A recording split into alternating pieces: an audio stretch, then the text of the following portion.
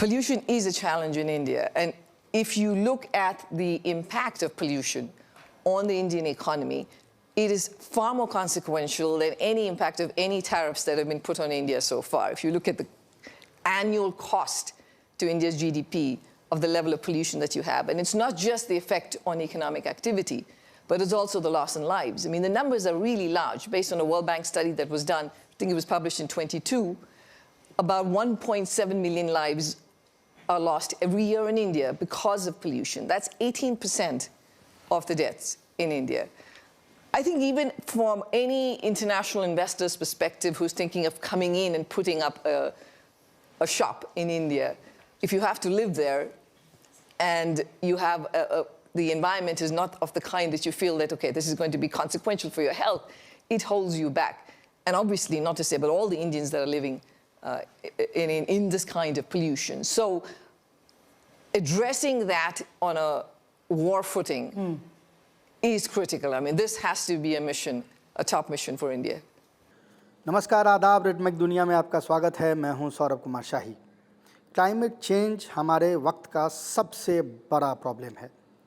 हम शायद उसको नज़रअंदाज करते रहते हैं, लेकिन फिर भी हर साल हज़ारों नहीं लाखों की तादाद में लोग अनएक्सप्लेन्ड क्लाइमेटिक इवेंट, यानी वो क्लाइमेटिक इवेंट जो क्लाइमेट चेंज के कारण आई है, वो इवेंट्स जिसको साइंटिस्ट प्रेडिक्ट नहीं कर सकते, एक्सप्लेन नहीं कर सकते, अनएक्सप्लेन्ड, उन घटनाओं में लाखों लोगों की मौत हो रही है। लेकिन फिर भी शायद जिस तरह की तवज्जो इस पे होनी चाहिए दुनिया की, वो तवज्जो नहीं है। कम से कम दुनिया के बड़े ऑर्गेनाइजेशंस जिन्होंने पिछले 15-20 सालों में इस पे काम किया है, कम से कम उनकी नज़रों में ये था कि ये इम्पॉर्टेंट एक इशू है और इस पे एक सीरियस डेलिब्रेशन की ज़रूरत है। उन्होंने सीरियसली डेलिब्रेट भी किया, कई अचीवमेंट भी किए गए। मैं जब छोटा था, मुझे याद है उस ज़माने में ozone, depletion of ozone layer बहुत बड़ी इशू थी। पूरी दुनिया इस पे बात कर रही थी कि क्या ओज़ोन लेयर जो है डिप्लीट हो जाएगा, और डिप्लीट हो जाएगा तो उसके क्या दुष्प्रभाव पूरी दुनिया पे पड़ेंगे।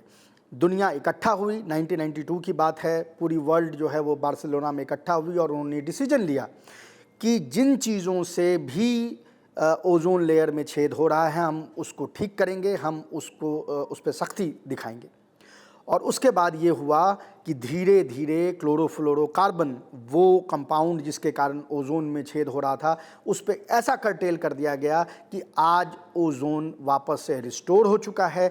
आज ओज़ोन में छेद होने की कोई भी यानी उसको लेके कोई भी शिकायत, उसको लेके कोई भी प्रेडिक्शन जो है वो अब नहीं आ रहे हैं। लेकिन इसका मतलब ये नहीं है कि क्लाइमेट चेंज जो है वो रुक गया है। क्लाइमेट चेंज के बहुत सारे आयाम हैं, ओज़ोन उसमें से एक था, लेकिन जो कार्बन एमिशन है, CO2 एमिशन है, वो आज सबसे बड़ा खतरा बना हुआ है।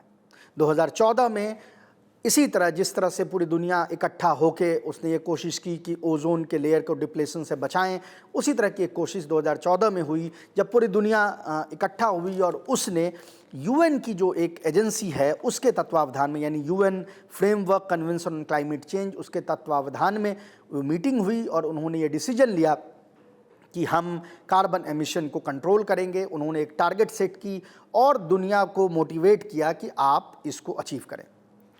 बड़े मायने में अचीवमेंट्स हुए भी। आप अपनी स्क्रीन पे एक बहुत ही रिमार्केबल एक ग्राफ देख सकते हैं कि 2014 में जब ये मीटिंग हुई थी तो क्या प्रेडिक्शन था कि 2025-26 तक क्या एमिशन रहेगा। उसके बाद आप देख सकते हैं कि जो एफर्ट्स लिए गए उसके मुताबिक एमिशन कहाँ है, और अगर जो चीज़ लोगों ने अभी प्रॉमिस कर रखी हैं, जो और कुछ डिसीजंस लेने हैं, अगर उन प्रॉमिसेस पे डिलीवर किया जाएगा तो फिर एमिशन कहाँ पहुँचेगा। यानी आप देख सकते हैं कि एक कलेक्टिव वर्क जो दुनिया का हुआ, उससे जिस तरह से ओज़ोन पे जो है ओज़ोन लेयर के डिप्लेशन पे जीत पाई गई, उसी किस्म की जीत यहाँ पे कार्बन डाइऑक्साइड या कार्बन मोनोऑक्साइड एमिशन पे भी देखी जा रही है। लेकिन यहीं पे गुड न्यूज़ ख़त्म होती है और शुरुआत होती है बैड न्यूज़ की।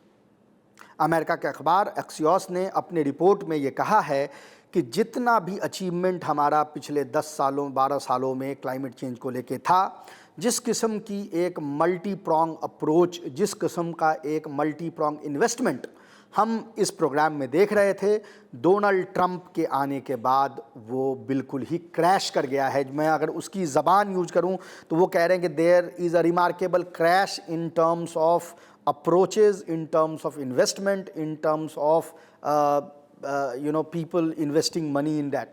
तो ये जो क्रैश हुआ है इसको वो डिफ़ाइन कर रहे हैं, कह रहे हैं कि ये दुनिया के लिए बहुत ख़तरनाक है। हमने अभी तक क्लाइमेट चेंज पे जीत नहीं दर्ज की थी, हम सही रास्ते पे थे, लेकिन अगर हम उस रास्ते से भटक जाएंगे तो फिर से क्लाइमेट चेंज वो अपना वही हवा लेके खड़ा हो जाएगा जिस तरह का हवा 2014 में था। अब ये किस रिपोर्ट के बिना पे कह रहे हैं, वो लगातार कई, जैसा मैंने कहा कि मल्टी प्रॉन्ग अप्रोच था, तो कई चीज़ों को वो एनालाइज करके इस डिसीजन पे एक्सियोस जो है वो पहुंची है। हम उन डिफरेंट पहलू जो हैं उस पे अभी आज बात करेंगे। सबसे बड़ा जो झटका अभी लगा है वो पिछले, आपको याद होगा, अभी से 10-15 दिन पहले अमेरिका ने ये डिसीजन लिया, और रैदर डोनाल्ड ट्रंप ने ये डिसीजन लिया कि दुनिया के 66 बहुत बड़े जो एजेंसीज़ हैं, इंस्टीट्यूशंस हैं, उससे यूनाइटेड स्टेट्स जो है विड्रॉ कर जाएगी। उसमें तमाम यूएन के एजेंसीज़ हैं, तमाम और भी एजेंसीज़ हैं जो मल्टीलैटरल एजेंसीज़ हैं, लेकिन इसमें जो सबसे इंपॉर्टेंट एजेंसी है जिससे यूनाइटेड स्टेट्स ने विड्रॉ कर लिया है वो UN framework convention on climate change है। याद रहे कि पिछले 30 सालों से ये सबसे इफ़ेक्टिव यूएन बॉडी था क्लाइमेट चेंज से लड़ने के लिए। दुनिया के सारे देश, और दुनिया का कोई भी ऑर्गेनाइजेशन ऐसा नहीं है, यहाँ तक कि यूनाइटेड नेशन के जनरल असेंबली में भी दुनिया के सारे देश जो हैं वो मेंबर नहीं हैं। यही एक ऐसा ऑर्गेनाइजेशन है जिसमें दुनिया के तमाम देश मेंबर हैं, यानी एक छोटा से छोटा जो आइलैंड कंट्री भी है वो इसमें मेंबर है। अब इससे अमेरिका बाहर निकल गया है। बाहर निकलने का मतलब है सिर्फ ये नहीं है कि उसकी फंडिंग जो है वो कम हो जाएगी, बाहर निकलने का ये भी मतलब है कि इसके जो नियम हैं, इसके जो टारगेट्स हैं, गोल्स हैं, उससे अमेरिका बाहर निकल जाएगा। और अमेरिका बेतहाशा फॉसिल फ्यूल यूज करेगा, बेतहाशा जो क्लाइमेट अकॉर्ड है उसकी नज़रअंदाज करेगा, उसको यानी ऐसी चीज़ों को करेगा जिससे कि क्लाइमेट चेंज में और इजाफा होगा, यानी डिजास्टर की तरफ हम बढ़ेंगे। अब ये क्यों हुआ है? ये प्राइमरी इसलिए हुआ है क्योंकि आप रिपब्लिकन पार्टी का आइडियोलॉजिकल बेसिस को समझेंगे तो आपको पता चलेगा कि ये एक रिलीजियस बाइगॉट्स जो होते हैं, यानी धर्मांध जो लोग होते हैं, उनकी एक ऑर्गेनाइजेशन है।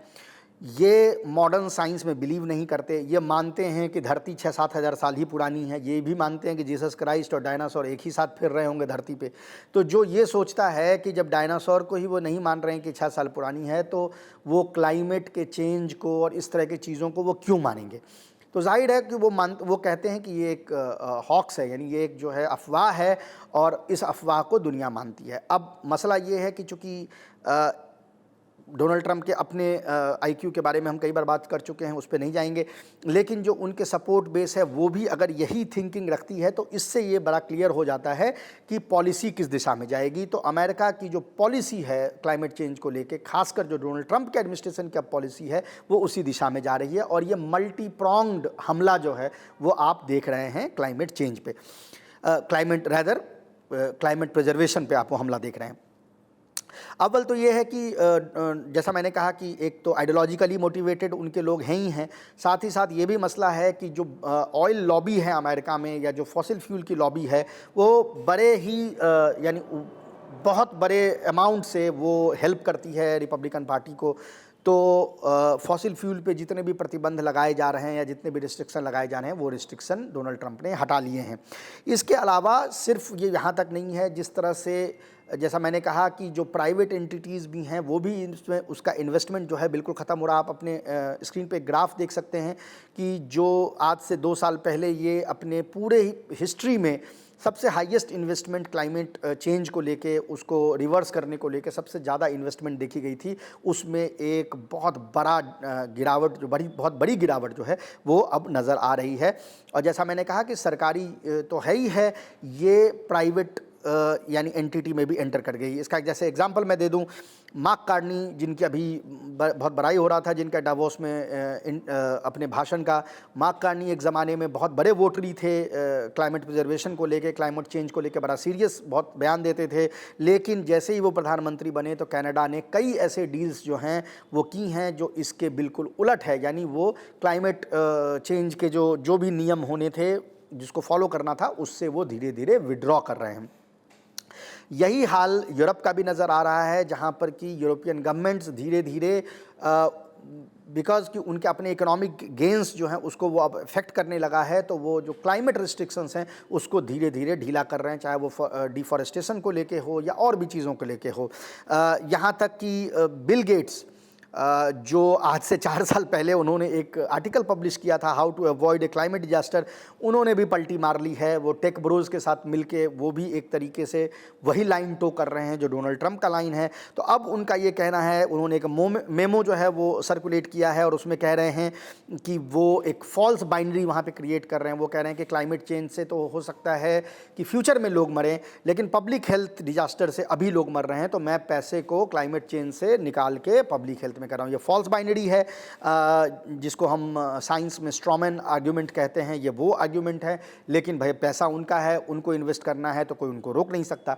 तो एक साइकोलॉजी में एक चीज़ पढ़ाई जाती है जिसको हम बोलते हैं पावलोवियन डॉग का थ्योरी। पावलोवियन डॉग की थ्योरी ये कहती है कि जब आप कुत्ते को ट्रेन करते हैं खाना खिला के या किसी तरीके से, तो एक वक्त ऐसा आता है जब कुत्ता आपके हाव भाव से समझ लेता है कि उसको क्या करना। यानी आपको खाना निकाल के उसमें प्लेट पे रखने की ज़रूरत नहीं है। आप जिस तरीके से खाना जहाँ पे रखा हुआ उस तरफ मूव करते हैं, आपके मूवमेंट से कुत्ता एनालाइज कर लेता है कि आप अब क्या करने वाले हैं और उस तरह से वो रिस्पॉन्ड करता है। तो इस थ्योरी को साइकोलॉजी में पावलोवियन डॉग की थ्योरी कही जाती है।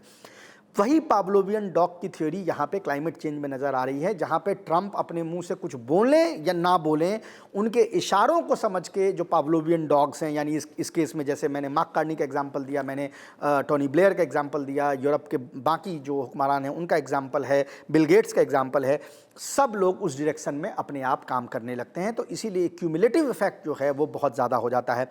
जैसे मैं एग्जांपल दे दूँ फोर्ड मोटर्स का। अब उसने बहुत सारे पैसे उसने साइड लगा रखे थे इस चीज़ के लिए कि ईवी में वो इन्वेस्ट करेंगे, ईवी के नए टेक्नोलॉजीज़ को वो लेके आएंगे, लेकिन जैसे ही डोनाल्ड ट्रंप की गवर्नमेंट आई, फोर्ड ने वो सारे पैसे जो है वो हटा दिए और वो अब ईवी में कोई भी इन्वेस्टमेंट करने से मना कर रही है। वो कह रही है कि भाई जब हमारे यहाँ तेल पे कोई प्रतिबंध लगना ही नहीं है, हमारे यहाँ अगर तेल उसी तरह से अनवरत जो है धरती से निकाला ही जाएगा फॉसिल फ्यूल, तो हम फिर ICE जिसको बोलते हैं इंटरनल कंबशन इंजन वाले जो कार हैं उससे हट के किसी दूसरी तरफ क्यों जाएं। यानी इस मार्केट में कम से कम हमें यह फ़ायदा ज़रूर है कि ICE जो है वो रिडंडेंट नहीं होने वाला है। अगर रिडंडेंट नहीं होने वाला है तो फिर हम नए टेक्नोलॉजी में क्यों इन्वेस्ट करें। तो ये जो पावलोवियन डॉग की थ्योरी साइकोलॉजी में बताई जाती है वो यहाँ आप साफ दिख रहे हैं, और सिर्फ ये यहीं तक महदूद नहीं है। इनफैक्ट हम एग्जाम्पल हॉलीवुड में देख सकते हैं कि कैसे पहले क्लाइमेट चेंज से रिलेटेड जो थीम्स थे उस पर उनके सीरीज़ और फिल्म्स बनती थी, उस पर वो इन्वेस्टमेंट करते थे, उसको वो प्रोपेगेट करते थे। इनफैक्ट 2021 की फिल्म आपको याद होगा, डोंट लुक अप, बहुत ही शानदार फिल्म जो है वो बनाई थी। जिन दर्शकों ने नहीं देखी है वो जाके देख भी सकते हैं नेटफ्लिक्स पे। बहुत ही शानदार क्लाइमेट चेंज को लेकर एक फिल्म उन्होंने बनाई थी। फिर 2023 में उन्होंने एक सीरीज़ बनाई एक्स्ट्रा पोल्यूशंस भी आप जाके देख सकते हैं। अब हॉलीवुड भी पलटी मार चुका है, वो जो पावलोवियन डॉग मैं आपको बता रहा हूँ। अब इस साल का जो सबसे बड़ा इन्वेस्टमेंट उन्होंने किया है इस थीम को लेके, वो फिल्म फॉसिल फ्यूल पे है। ऑयल स्वैगर जिसको कहते हैं कि यानी ऑयल बिजनेस को बढ़ा चढ़ा के दिखाने वाला जो एक सीरीज़ है जिसका नाम है लैंडमैन, वो इस साल उन्होंने प्रोड्यूस किया है। तो हर जगह, चाहे वो पॉलिसी के लेवल पे हो, चाहे वो इन्वेस्टमेंट के लेवल पे हो, चाहे प्रोपेगेंडा के लेवल पे हो, हर जगह से एक रिट्रीट जो है वो देखने को मिल रही है। और वो क्लाइमेट यानी वो हमारे क्लाइमेट चेंज जो क्लाइमेट डिजास्टर है उसको और यानी एग्जैजरेट करेगी, यानी उसको रोकने के लिए जो भी एफर्ट्स हैं वो कम पड़ेंगे।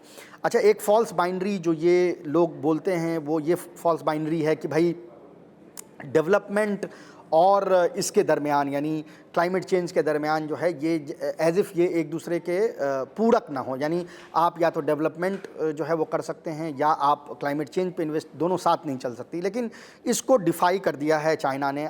आपने बार बार देखा कि दुनिया में ये जो CO2 एमिशंस की कमी दिख रही है या EV में जो सारा इन्वेस्टमेंट दिख रहा है वो सिंगल हैंडेडली अगर अपने टाइम फ्रेम से पहले वो टारगेट्स अचीव हो रहे हैं तो वो चाइना के कारण है। चाइना ने उसको अचीव भी किया है और उस दरमियान उसने अपने ग्रोथ को भी मेंटेन रखा है। यानी ग्रोथ को मेंटेन रखते हुए, हॉलिस्टिक ग्रोथ को रखते हुए भी आप ये चीज़ें कर सकते हैं, यही इसका बहुत बड़ा एग्जाम्पल है। तो ये जो फॉल्स बाइनरी लोग क्रिएट करते हैं कि आप या तो क्लाइमेट को बचा सकते हैं या डेवलपमेंट कर सकते हैं, ये बाइनरी सही नहीं है। अमेरिका का इस पूरे यानी इस यूएन फ्रेमवर्क से विड्रॉ कर जाना एक बहुत बड़ा झटका है और दुनिया को बहुत वक्त लगेगा। जब तक डोनाल्ड ट्रंप है तब तक तो कम से कम ये चीज़, यही पॉलिसी चलती रहेगी। उसमें हम इतना स्लिप कर जाएंगे, हम इतना पीछे चले जाएंगे कि हमें फिर और शायद फिर दशक लग जाए उसको रिकवर करने में। यही मेरे ख्याल से सबसे डिजास्ट्रस चीज़ अभी क्लाइमेट चेंज को लेके आपको नज़र आएगी। अभी के लिए इतना ही, हम आपसे फिर मिलेंगे किसी और इशू पे। तब तक के लिए नमस्कार।